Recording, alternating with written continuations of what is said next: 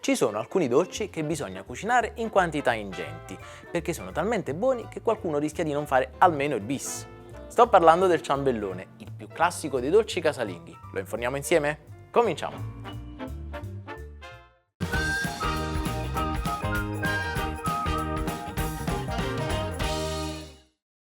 Prima di cominciare, un bel trucchetto per la riuscita ottimale di questo ciambellone.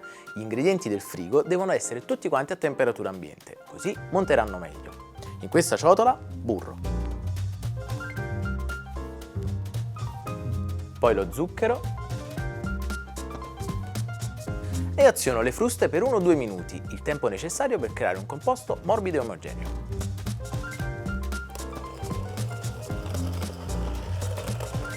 E con le fruste sempre in funzione, ma a velocità un po' più bassa, aggiungo le uova, un po' alla volta, così da favorirne l'assorbimento.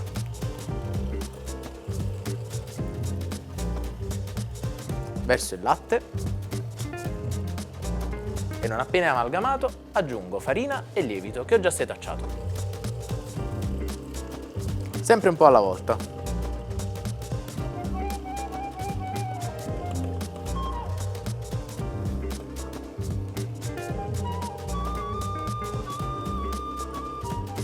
Poi aromatizzo con la scorza di limone che ho grattugiato.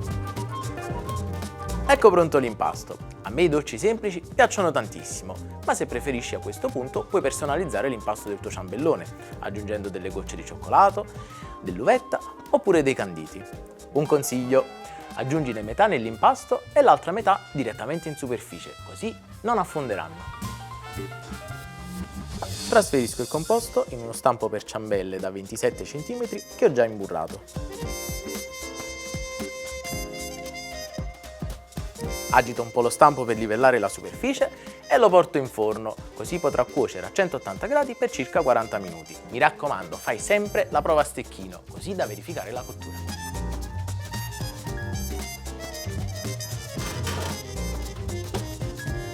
Non so se ti sei accorto, ma la leccarda è sul ripiano più basso. In questo modo il ciambellone dorerà uniformemente.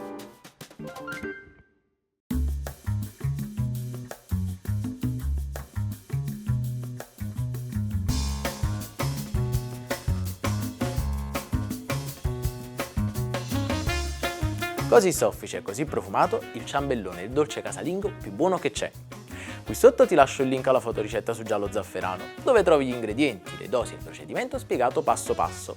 Mi raccomando, se questo video ti è piaciuto, lascia un bel like e se hai qualche domanda da fare, scrivila pure nei commenti.